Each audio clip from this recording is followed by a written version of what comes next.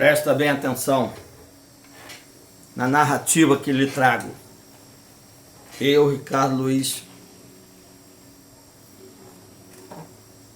quero dizer que Jesus, sendo a verdade e pregando a verdade, o inimigo fez chegar no ouvido do povo como uma mentira, uma narrativa mentirosa, uma loucura. Daí porque o Espírito Santo vai dizer que a verdade pregada só é loucura para quem perece. O povo judeu em massa pereceu, porque deu ouvido ao diabo, que disse: essa mensagem é uma loucura. Jesus continua sendo a verdade e falando a verdade por meio de seus poucos profetas. E o diabo continua lançando dardos inflamáveis na cabeça do crente, que não estuda o original grego e hebraico, que não faz pesquisas minuciosas, que não conhece a cultura judaica, que não conhece as expressões idiomáticas judaicas.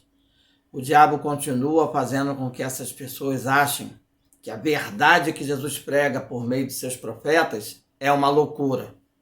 Mas a palavra de Deus vai dizer: só é loucura para quem perece. Eu quero dizer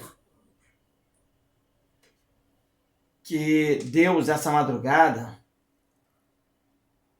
me deu com autoridade para eu pregar sobre a Páscoa e sobre os 7 dias que envolveram a Páscoa, envolveram a entrada triunfal de Jesus em Jerusalém,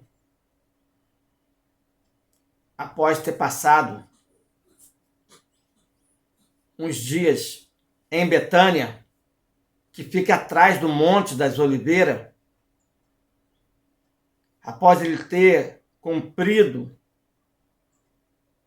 4 requisitos para que as pessoas soubessem que ele era o rei, que ele era o Messias, que ele era o ungido de Israel.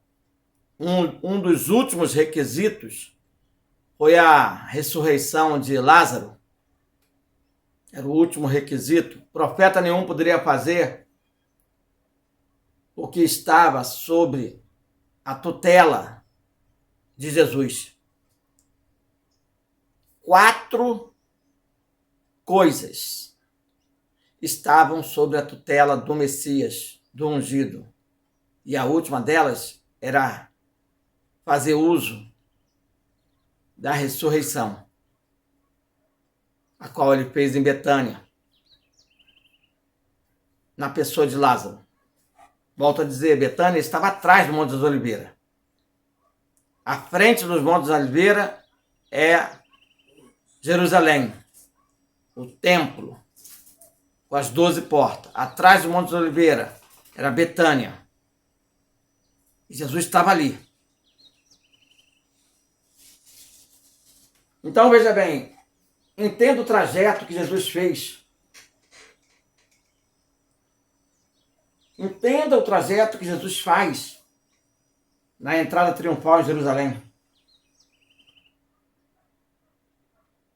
Vislumbra comigo, agora ele está no Monte das Oliveiras. Ele pede que seus discípulos busquem um jumento. Ele entra em Jerusalém. Passa pela estrada. Existe ali uma multidão aguardando ele passar e cantando Hosana ao filho de Davi. Bendito o que vem no nome do Senhor. Hosana nas maiores alturas. Paz no céu, em função do Papai do Céu. E glória nas alturas, em função de Jesus, posteriormente, está nas nuvens, nos concedendo a vitória. Tragada foi a morte pela vitória. O povo estava estendendo as suas vestes pelo caminho e espalhando ramos pela estrada.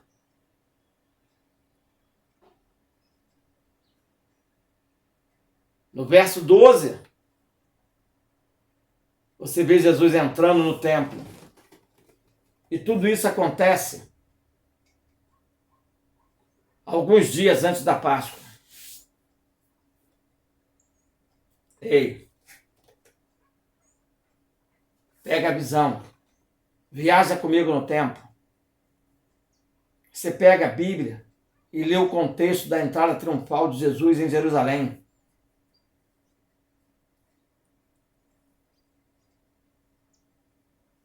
O que você está lendo na Bíblia é algo marcante. Então, quando ele entra no templo, você vai ver Jesus celebrando a Santa Ceia no capítulo 26. E no capítulo 27, você vê Jesus sendo crucificado. E da entrada triunfal de Jesus em Jerusalém até a crucificação, você verá Jesus sendo inspecionado. Guarda bem essa palavra. Inspecionado. Ele será testado o tempo todo. O inimigo vai testar o tempo todo. Por que eu estou dizendo isso? Porque a história se repete, só muda os personagens. Estamos nessa mesma semana pascual e nós estamos sendo inspecionados. E ao mesmo tempo estamos sendo testados o tempo todo. Então, quais são as perguntas que eu preciso fazer para ter uma boa compreensão desse texto? A pergunta que você tem que fazer, e que muita gente não sabe que tem que fazer essa pergunta, é: por que um jumento? Por que Jesus estava no Monte das Oliveiras? De onde veio essa multidão?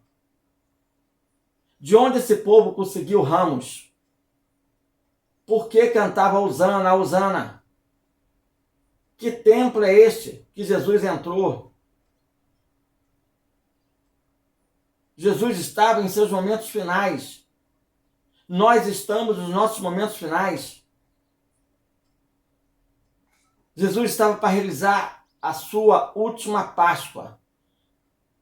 Nós estamos para realizar a nossa última Páscoa. Jesus está entrando dias antes da Páscoa.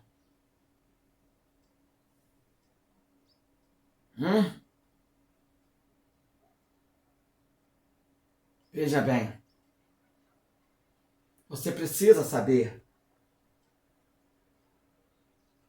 o que acontece dias antes da Páscoa. Você precisa conhecer a cultura judaica e a expressão idiomática judaica. Existia um ritual dentro da cultura judaica para poder comemorar a Páscoa de 14 de Nissan, 15 de Nissan. Então existia 4 dias antes, sábado e domingo. 4 dias antes de 14 de Nissan, sábado. 4 dias antes de 15 de Nissan, domingo. Levítico, capítulo 23, fala da festa solene da Páscoa, a festa solene do Senhor. O Senhor dá uma ordem dizendo que são festas fixas do Senhor. Não é dos judeus, não, é do Senhor. Para com judeus e peregrinos. A ordem é para proclamar uma santa convocação. Essa santa convocação envolve famílias inteiras com o cordeiro. É o Senhor que determina essas festas. E o povo deve seguir rigorosamente esta festa. E o elemento central da Páscoa é o Cordeiro. A primeira Páscoa de Êxodo 12 envolveu um cordeiro para salvar famílias inteiras, um povo inteiro. Ei, agora aprenda comigo a cultura judaica. O que acontecia 4 dias antes da Páscoa? Sábado, 4 dias antes de 14 de Nissan, dia 10 de Nissan, e dia 11 de Nissan, 4 dias antes de 15 de Nissan, sábado e domingo. Os sacerdotes tinham que fazer algo 4 dias antes da Páscoa, sábado e domingo. Os sacerdotes do templo eram incumbidos de fazer a seleção do cordeiro que seria sacrificado no dia da Páscoa. O sacerdote teria que sair de Jerusalém, descer até Belém, porque o cordeiro pascual, rigorosamente, pela lei, teria que vir de Belém. Segundo a cultura judaica, todos os anos, na Páscoa, todo o povo sai de suas cidades 4 dias antes. E era obrigatório se morasse a uma distância de 2.000 quilômetros.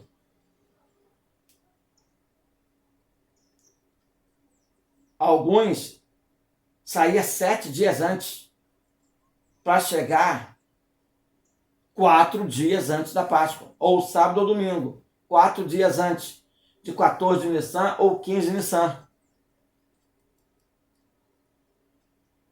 para eles poderem se preparar, se banhar, ter hospedagem.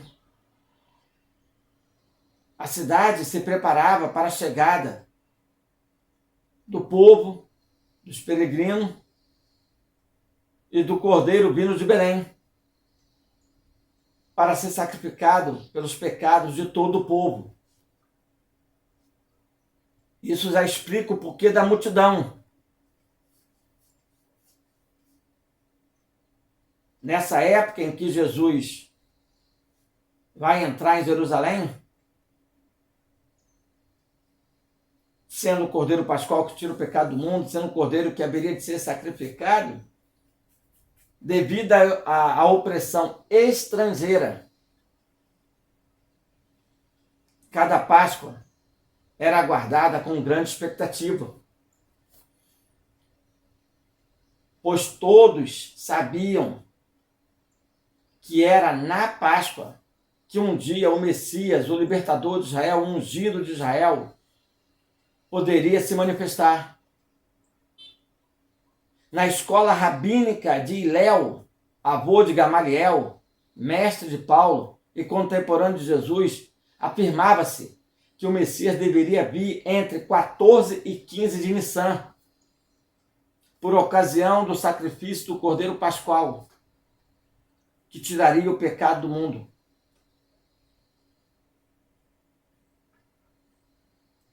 Vários fatos extraordinários deveriam marcar esse momento.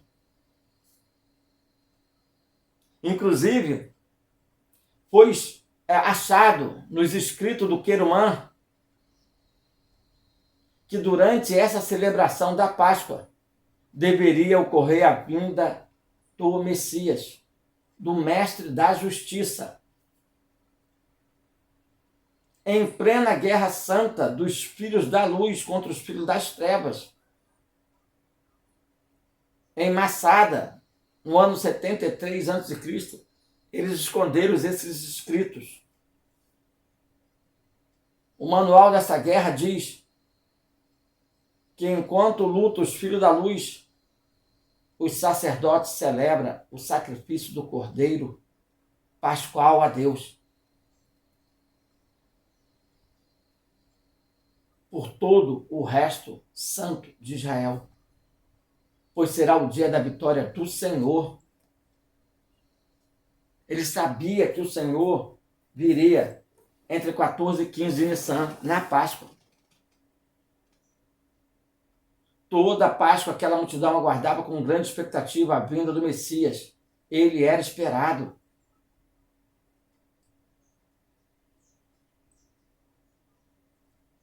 E ali o povo, naquele momento, entendia que Jesus era esse Messias, o belemita, o nazareno. E como eles sabiam disso? Lembra dos fariseus? Os separados fariseus, que 200 anos antes da chegada de Jesus, eles estudavam a Bíblia de forma tão minuciosa que esses 200 fariseus, ao ler a Bíblia de forma minuciosa, entendeu que o Messias viria na Páscoa e que ele seria reconhecido após realizar 4 milagres messiânicos que nenhum sacerdote ou profeta seria capaz de fazer. E como eu falei, o último desse milagre foi a ressurreição de Lázaro. E onde estava Lázaro? Em Betânia. Onde fica Betânia? Atrás do Monte das Oliveiras. Isso responde à pergunta por que Jesus estava no Monte das Oliveiras. Porque ele saía de Betânia, subia ao Monte das Oliveiras e descia para o templo em Jerusalém. Jesus tinha acabado de realizar o 4º milagre messiânico, confirmando ser ele o Messias que todos aguardavam. Isso se espalhou. O povo já aguardava ele em Jerusalém. Isso responde à pergunta: por que a multidão? Por que os ramos? Por que os cânticos? E você não precisa só acreditar no que eu falo, não. Leia João 12, verso 12 e 13. O que ele vai dizer? No sábado, ele fez o milagre.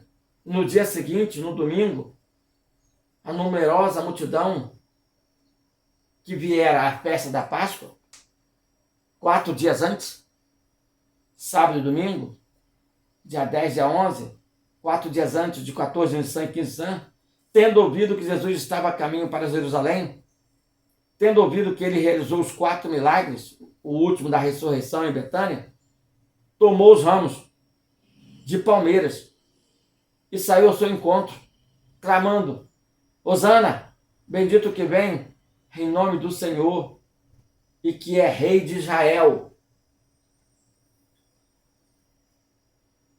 Davam, pois, testemunho disto à multidão que estivera com ele, quando chamara Lázaro do túmulo e o levantara dentre os mortos. 4 dias depois de morto, Lázaro morreu. Terça-feira. Ficou terça para quarta, quarta para quinta, quinta para sexta, sexta para sábado, 4 dias. Aí Jesus ressuscita ele no sábado, onde ninguém pode fazer nada, que é sábado.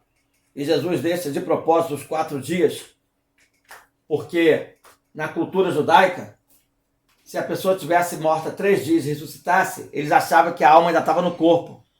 Mas com 4 dias não, já entrou em estado de putrefação. Aí Jesus deixa os 4 dias para poder todos saber que era ele que realizaria o milagre da ressurreição, que nenhum profeta poderia fazer. 4 dias não. Então, por causa disso, a multidão entendeu o sinal. Você está entendendo a cultura judaica? Está entendendo a cultura judaica?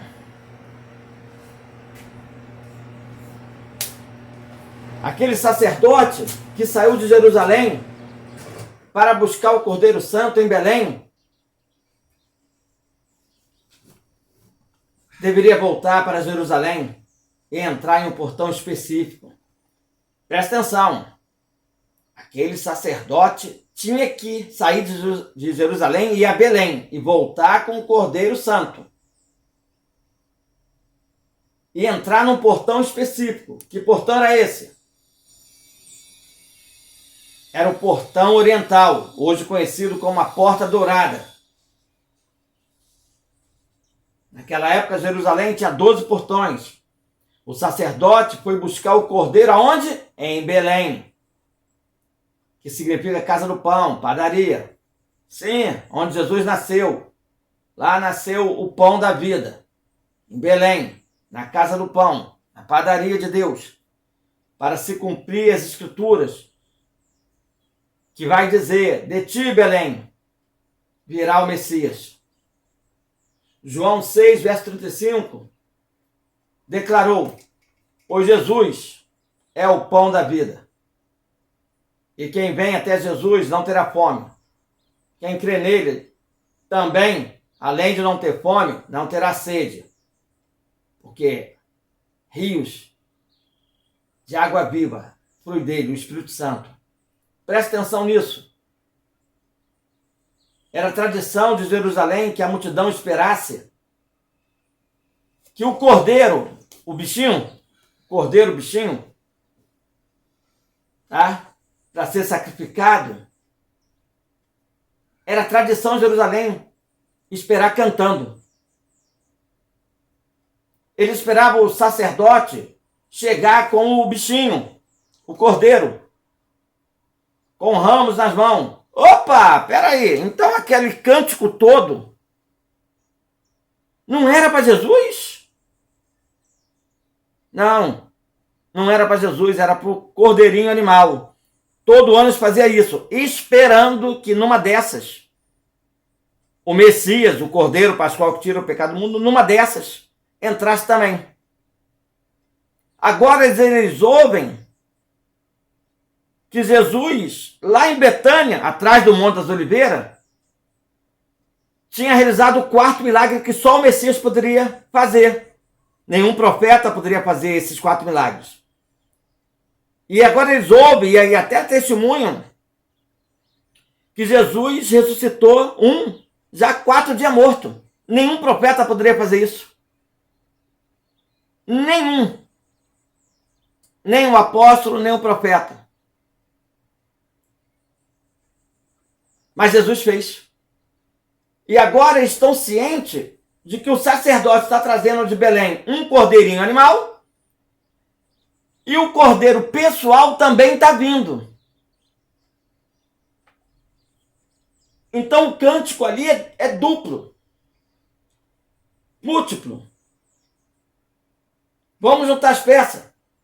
Jesus segue todas as características para a chegada de um cordeiro santo e puro. Concorda comigo? A Bíblia especifica que Jesus estava no Monte das Oliveiras. O Monte das Oliveiras está de frente ao portal oriental, o único acesso ao templo. Presta bem atenção. Ele olhando dali de cima, ele contempla Belém lá embaixo, da onde ele veio. Ele é o cordeiro que o sacerdote deveria buscar.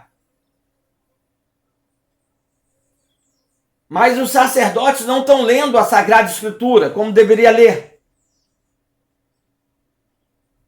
Não estão dando a mínima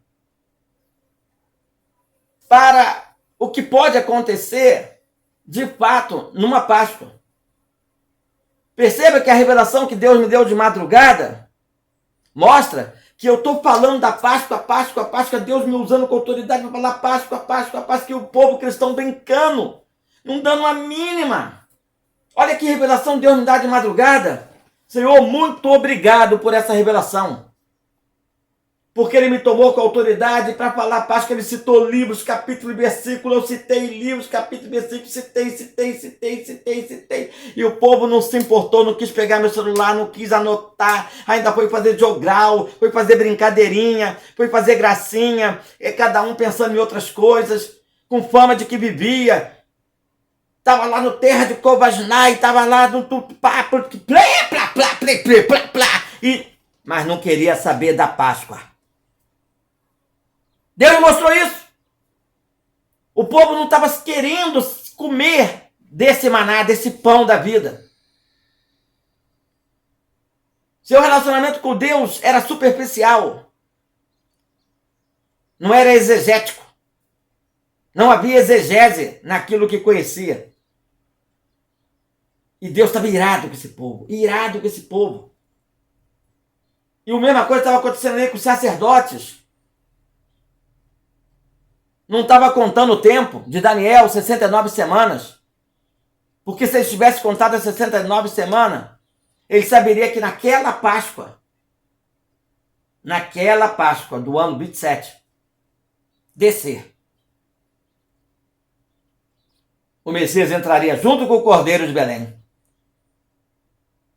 O Cordeiro animal entraria junto com o Cordeiro pessoal. Bom, Zacarias 9, verso 9 vai dizer: alegre-se, Jerusalém, filha de Sião, exalta-te, porque vem teu rei, justo e salvador, humilde, montado em um jumento, num jumentinho, cria de jumenta. Mas o povo está sem ler Bíblia. Jesus entra numa jumentinha e ninguém se dá conta que está havendo um cumprimento bíblico. Jesus vem montado em um jumento, não apenas para cumprir as escrituras de Zacarias 9, verso 9, mas também porque havia uma cultura judaica por trás disso. E eu quero que vocês conheçam isso. Todas as vezes que um rei ia a uma nação em missão de paz, ele ia montado em um jumento. Contudo, todas as vezes que um rei ia para uma nação montado em um cavalo branco, ele estava declarando guerra. Jesus era um rei que estava vindo para Israel para declarar: chegou o momento da sua paz. Contra os romanos, contra os políticos, contra os poderosos, contra os doutores da lei. O teu rei está entrando em Jerusalém com um jumento para te trazer paz. Só que o povo já não estava mais conhecendo Bíblia, não conhecia Zacarias 9, verso 9, e estava pouco se lixando para aquela declaração de um rei entrando numa nação em cima de um jumento. Os sacerdotes estavam pouco se lixando para isso, mas o povo ali estava entendendo isso. O povo estava entendendo. Estava entendendo os 4 milagres de Jesus. Estava entendendo a multiplicação do pão e dos peixes. O povo estava. Aquela multidão, até então, não tinha sido afetada pelos religiosos e pelos políticos para gritar: crucifica, crucifica, crucifica. Não estava, eles estavam entendendo direitinho.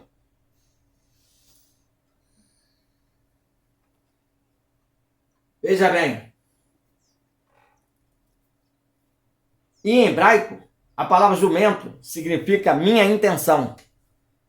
Minha intenção. Pode olhar aí, dá um Google aí. Vai no dicionário Strong. Ou então dá um Google. O que significa jumento em hebraico? Minha intenção. Jesus sobe num jumento para dizer: a minha intenção é te trazer paz. Ser seu rei. Vocês me receberem como seu rei. E eu trazer paz para vocês. Impedir com que os romanos exerçam o direito de vocês. Governe vocês. Eu vou governar. Tipo assim, eu chego para César e digo: deixe meu povo em paz. senão ficará leproso, senão morrerás. E tudo se cumpriria. Mas Jesus veio para o que é deles, e os deles não o receberam. Por falta de conhecimento bíblico. Por falta de conhecimento bíblico, o seu povo foi destruído. Vocês estão entendendo? Jesus entra em Jerusalém montado em um jumento. Minha vinda é uma missão de paz. É reinar sobre vocês e te trazer a verdadeira paz, a verdadeira salvação, a verdadeira redenção para vocês e para os seus filhos. Mas vocês, por falta de conhecimento, gritam que cai sobre nós, sobre nossos filhos, o castigo, se esse homem for o Messias. E olha que ele cumpriu os 4 requisitos necessários para provar que era Messias. E eles chamaram ele de Beuzebu. Misericórdia. Ah, meu Pai amado, meu Pai querido. Com isso, você agora consegue perfeitamente entender Apocalipse 19, verso 11, que diz: vi o céu aberto, e eis um cavalo branco. O seu cavaleiro se chama Fiel e Verdadeiro, e julga e peleja com justiça. Por isso que na coxa tem escrito: Rei dos Reis, Senhor dos Senhores. Porque agora, a segunda vinda, a conversa é outra.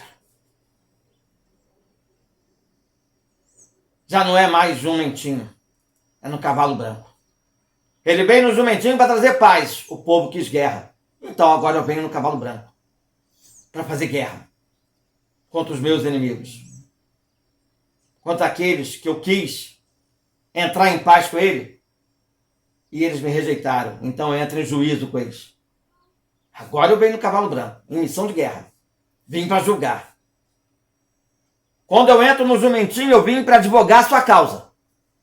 Vocês não quiseram? Agora eu venho no cavalo branco, para julgar vocês. Gente, isso é muito forte.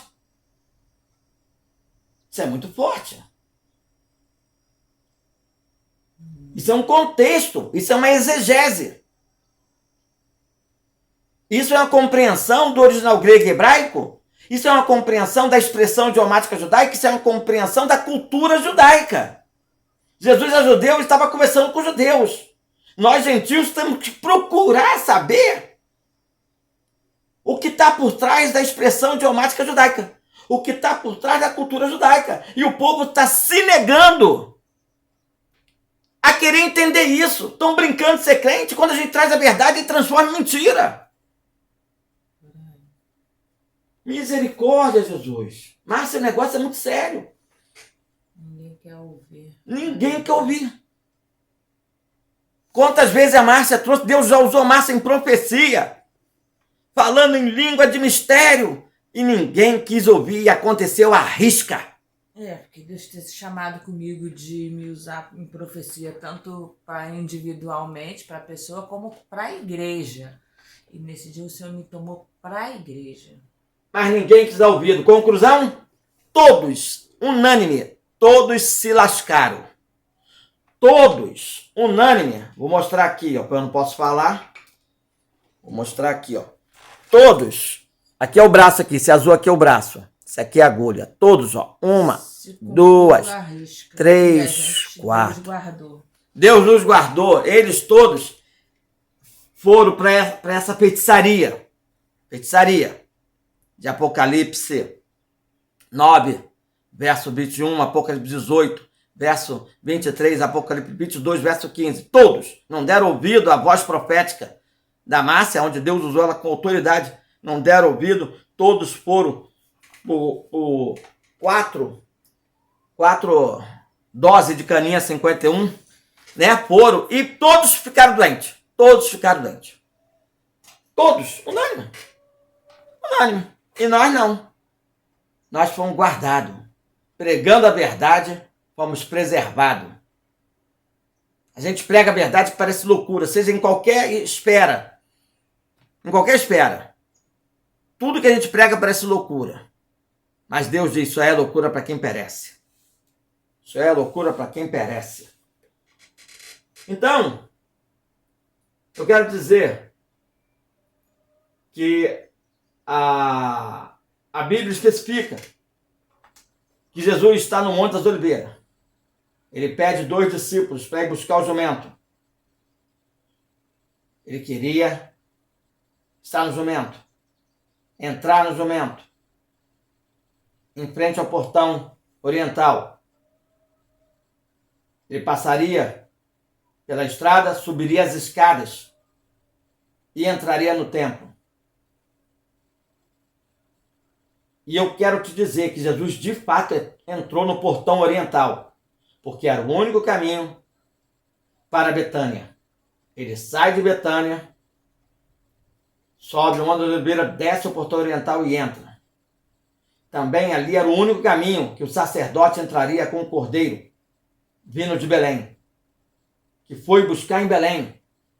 A ordem era entrar pelo portão oriental, de frente para a entrada de Belém. Agora preste atenção nisso. Segundo a cultura judaica, todo ano, quando o sacerdote saía de Jerusalém e ia até Belém buscar o cordeiro, ele teria que passar pela porta oriental. E após isso, a porta seria fechada e só abriria na próxima Páscoa. Presta bem atenção. Presta bem atenção nisso. Ah, por que eu estou dizendo isso? Essa porta está fechada até hoje. E a Bíblia está deixando bem claro que com o advento do arrebatamento vai haver um terremoto. E essa porta é jogada no chão. Se nessa Páscoa agora, de 14 e 15 de Nissan, que é 5 e 6 de abril, que é quarta e quinta-feira, né? Deixa eu olhar aqui no calendário, que eu acho que é quarta e quinta. Ainda bem que eu estou com o calendário na mão aqui. Deixa eu ver aqui.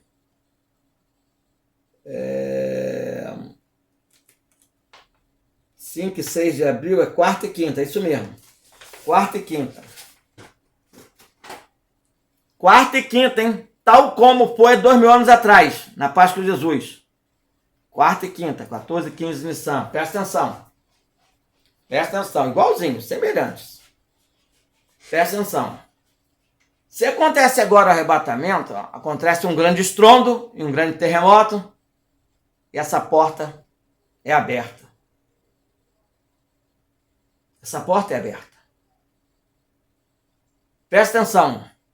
Para Jesus comer de uma Páscoa conosco, ele deseja ardentemente comer uma Páscoa conosco, porque ele deixou de tomar vinho na Páscoa, na celebração do noivado.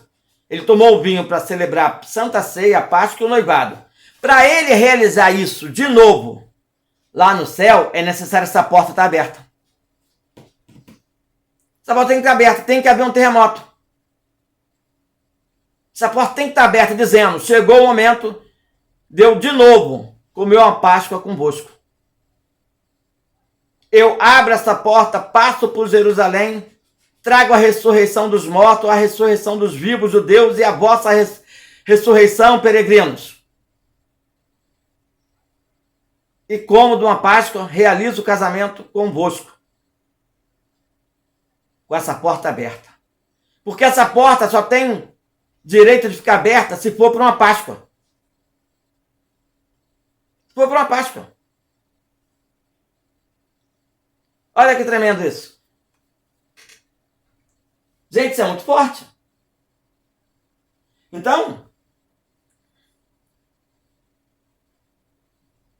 a partir desse momento que o sacerdote passa com o cordeiro por essa porta, tem 4 dias de inspeção. Volto a dizer, de sábado para quarta é do dia 10 ao dia 14. Do dia 10 ao dia 14 de Nissan. De sábado para quarta. E de domingo para quinta é do dia 11 ao dia 15 de Nissan. domingo para quinta. São 4 dias de inspeção. Agora o sacerdote está inspecionando o cordeiro animal no templo, quando deveria estar inspecionando o cordeiro pessoal no templo. E de fato isso vai acontecer por meio de Anás, Caifás, os fariseus, saduceus. 4 dias eu inspecionando e não identificando ele como o cordeiro pascual que tira o pecado do mundo. 4 dias de inspeção, mas às cegas. Às cegas. Como tem crente hoje às cegas nesses 4 dias? De 10 de Nissan, 14 de Nissan, quarta-feira, de 11 de Nissan a 15 de Nissan, quinta-feira. Estão às cegas. Deus mostrou isso na madrugada. Eu mostrando para eles o cordeiro pascual que tira o pecado do mundo, falando com autoridade, e eles às cegas, não me identificando. Como um de quem está explicando, chegou a Páscoa. Às cegas, os cristãos estão às cegas. Botaram uma trave lá e tem um desenho lá nessa trave, de a hora ninguém sabe. Tem um desenho lá. Trave nos olhos. Misericórdia, Senhor.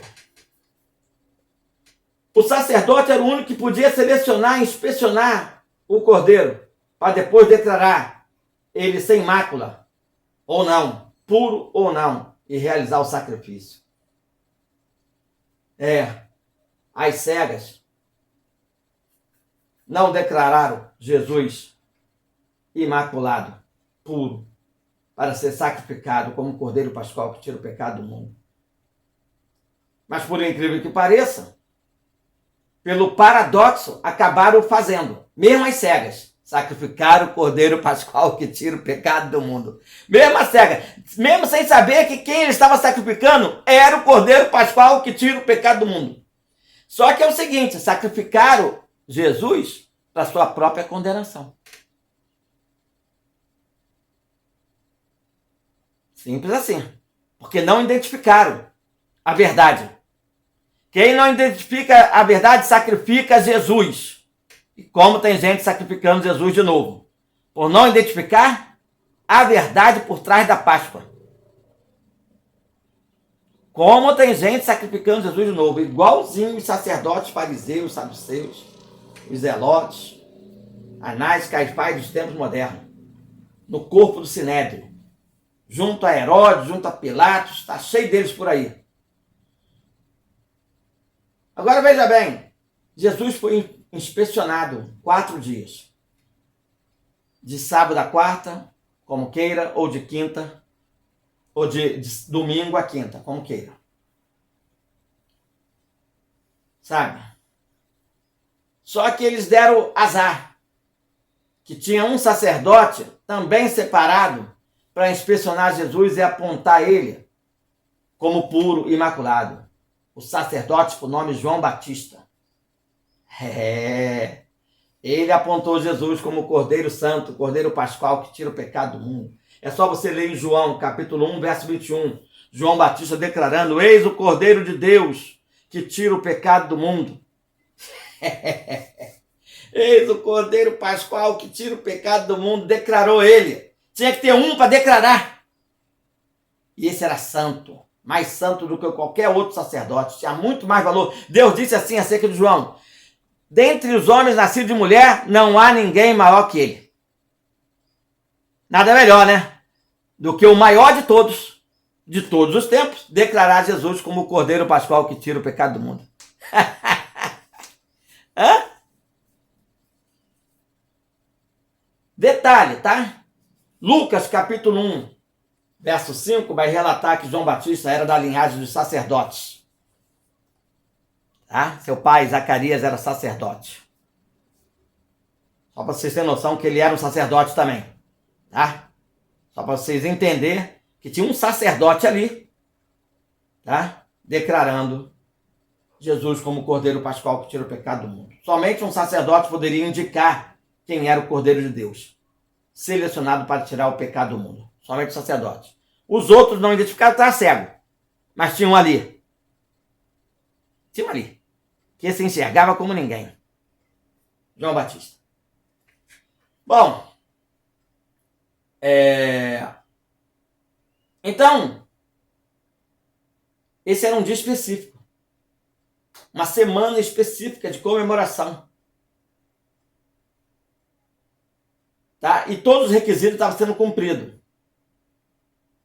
Todos estavam sendo cumpridos. Eu quero te dizer que quando Jesus passa pelo portão, ele é selado. E nunca mais foi aberto. Esse portão está selado, gente. Nunca mais foi aberto. Até hoje esse portão está fechado em Jerusalém. Está fechado até hoje. E eu vou dizer por quê. Ezequiel 44, verso 1 e 2. Uma profecia.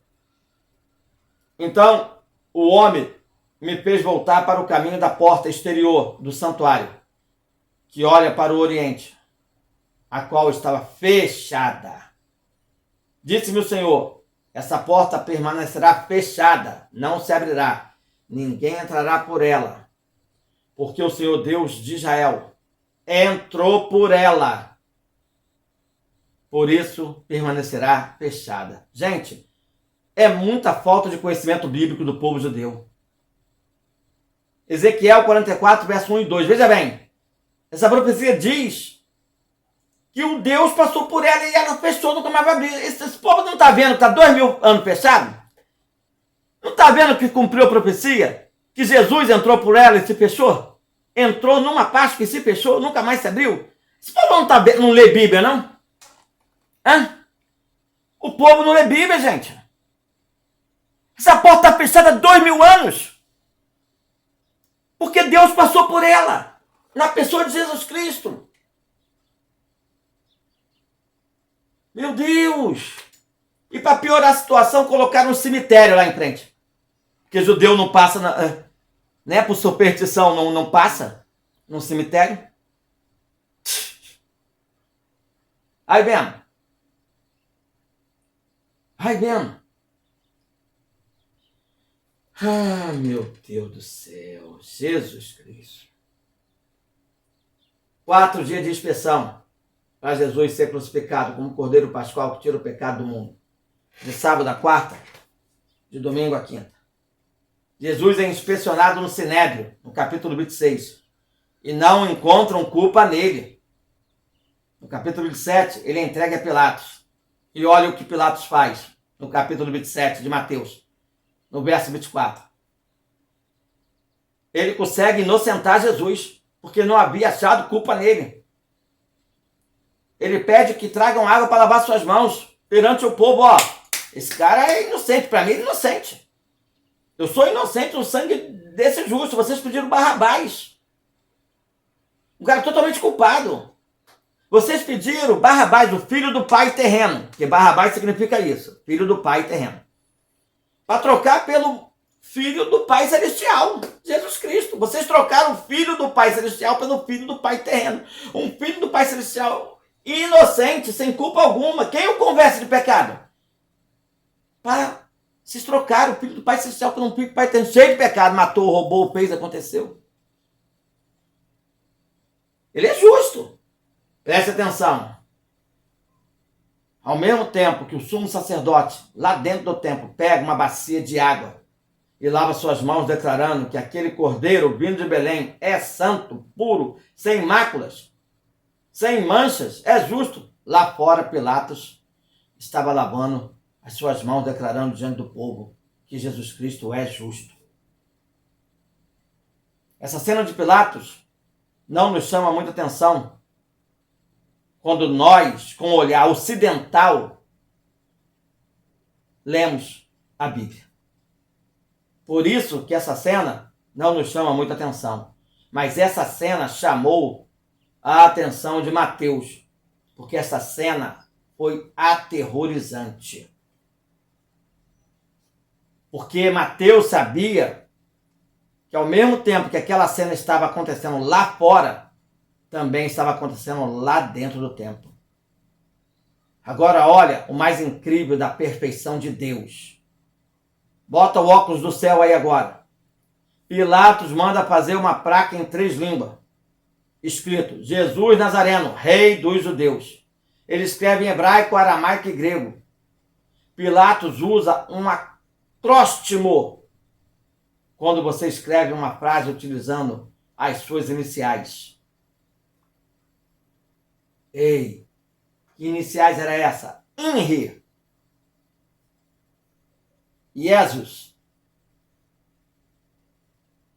Nazarenos. Rex. Hilda Erum. Henry. Henry.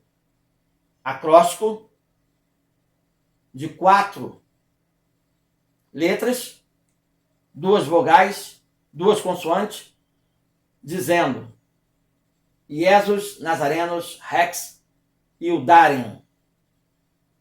Mas quando isso é traduzido para o hebraico, você pega as iniciais de cada nome, você encontra o tetragrama da letra de Deus. Quando isso é passado para o hebraico. Quer dizer, no grego ele está falando que Jesus, mas no hebraico eles estão falando que é Deus, na cruz. Deus na cruz. Aí os judeus pira. Deus é perfeito em tudo quanto ele faz, não tenha dúvida disso. Em Hebreus a gente confirma toda essa história, que o sacrifício de Cristo é perfeito, é eficaz. Gente, ignorar uma aula bíblica como essa, o original grego, hebraico, aramaico, é ignorar o próprio Senhor Jesus falando por meio de um corpo. Nesse caso, o meu. Seu conservo, Ricardo Luiz. Bom dia. Pai do Senhor, fiz um vídeo aí de 5 minutos, botando no YouTube, já vou postar aqui a experiência que eu tive essa madrugada. Deus mandando eu pregar Páscoa para a igreja toda que está brincando de ser crente. Deus mandou. Estou diante do Senhor. O mentiroso vai para o inferno. O verdadeiro vai para o céu. O Senhor mandou pregar Páscoa. Vocês vão ver no vídeo, 5 minutinhos. Bom dia a todos, Pai do Senhor. O que eu vou trazer aqui são narrativas verdadeiras que o Senhor Jesus me concedeu nessa madrugada. Quero deixar bem claro para vocês, meus seguidores, que eu vos amo. Tudo que eu procuro fazer é obter de Deus informações, instruções acerca da nossa redenção, de como podemos salvar nossos familiares. Quero dizer para vocês que nessa madrugada o Senhor Deus me concedeu uma experiência que muito animou meu coração. O Senhor me mostrava a igreja e eu passava uma rua lá no bairro de Anchieta, no Rio de Janeiro, ponto final do 386, onde tinha até a Igreja Assembleia de Deus, do pastor Romero, uns 40 anos atrás. E essa igreja, ela alcançou uma fama de santidade. E eu estava passando por ela e de repente eu vi as pessoas dentro da igreja. Era um domingo de Páscoa. Era 3 horas da tarde. E eles estavam lá louvando, cantando, e tinha um grupo grande de crentes lá de fora, na rua, pronto para dar folheto e pregar o evangelho. Então eu vim andando. Quando a pessoa ia me dar o folheto, era até uma mulher, eu cheguei para ela com autoridade e falei: olha, talvez eu seja um anjo falando para ti. Essa semana é semana de Páscoa. E o Senhor Jesus pode nos buscar nessa Páscoa. E eu comecei a citar livros, capítulos e versículos. E até de uma forma simples. E essa mulher se desesperou. Não, mas eu não estou entendendo, Fala de novo. Isso chamou a atenção de outros cristãos. E eu, com muita autoridade, comecei a falar para todos eles. Algumas pessoas falaram que interessante. Eu falei com autoridade. Livro tal, capítulo tal, versículo tal, Deus fala tal, e aí pregando com autoridade. Mas em dado momento aquele povo não estava entendendo, não estava compreendendo. Aí eu falei, anota meu celular. Aí o pessoal fez pouco caso. Falei, digita aí no celular de vocês o meu celular para eu mandar mais material. Fizeram pouco caso. De repente começaram a brincar com o jogral. E nessa brincadeira, parecia até dois homossexuais no jogral. Estava brincando de ser crente. Falei, Jesus, o negócio está sério. Enfim, Deus me explicou posteriormente que assim está as igrejas. Pouco se importa para a sua Páscoa. Pouco se importa para a mensagem que ela traz. Narrativa que trago, uma narrativa verdadeira do Senhor. As pessoas não estudam. Pouco se importa. Aí o Senhor vai e me mostra que por causa disso o diabo consegue trazer distrações para os crentes na área sexual, pornografia, adultério, homossexualismo, orgia, sensualidade, vaidade. Só Jesus na causa. O Senhor me deu alguns estudos, alguns louvores, e eu vou trabalhar eles hoje para colocar na mesa para vocês. Que a maioria dos crentes estão brincando de ser crente e vai ficar ausente do corpo de Cristo. Vai. Infelizmente. Aguarde os estudos, os áudios, os escritos, os louvores daquilo que eu recebi do Senhor nessa segunda-feira. Em nome de Jesus. Amém.